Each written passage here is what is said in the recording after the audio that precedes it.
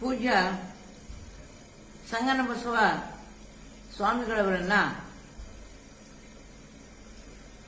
ಒಬ್ಬ ಕಾರ್ಯಕರ್ತ ಪ್ರಶ್ನೆ ಮಾಡಿ ಲಿಂಗಾಯತ ಧರ್ಮದ ಹೋರಾಟ ಮತ್ತೆ ಪ್ರಾರಂಭವಾಗಿದೆಯಲ್ಲ ಅಂತ ಕೇಳಿದಾಗ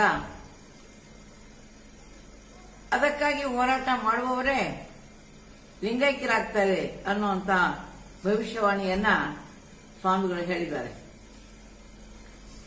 ಯಾವಾಗಲೂ ಸಹಿತ ಶತ್ರು ಇದ್ರೂ ಕೂಡ ಮತ್ತೊಬ್ಬರ ಕೇಡನ್ನ ಬಯಸಬಾರದು ಅಂದಾಗ ಸಂಗನ ಬಸವ ಸ್ವಾಮಿಗಳ ಬಾಯಲ್ಲಿ ಇಂಥ ಮಾತು ಬರುತ್ತೆ ಅಂದ್ರೆ ಅವರ ಮಟ್ಟ ಎಷ್ಟು ಕೆಳಮಟ್ಟದ್ದಿದೆ ಅನ್ನೋದು ಇದರಿಂದ ನಮಗೆ ಗೊತ್ತಾಗ್ತಾ ಇದೆ.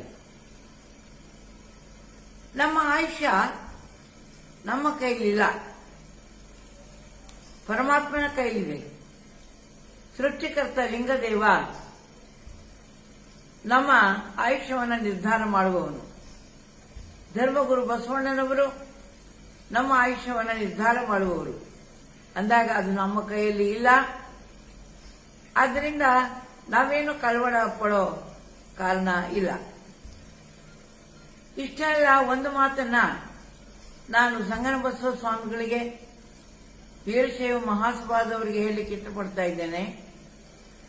ಒಂದು ವೇಳೆ ನಾವು ಲಿಂಗೈಕ್ಯರಾದರೂ ಕೂಡ ಈ ಹೋರಾಟವನ್ನ ಮುಂದುವರಿಸಿಕೊಂಡು ಹೋಗುವ ಅನೇಕ ಜನ ಇವತ್ತು ಸನ್ನದ್ಧರಾಗಿದ್ದಾರೆ, ಸಿದ್ಧರಾಗಿ ನಿಂತಿದ್ದಾರೆ.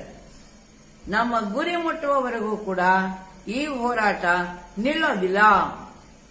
ಆದ್ದರಿಂದ ನಾವು ಲಿಂಗೈಕ್ಯರಾಗ್ತೀವಿ ಅಂತ ಇವರು ಕಾಯ್ತಾ ಕೂತ್ಕೊಳ್ಳೋದು ಬೇಡ.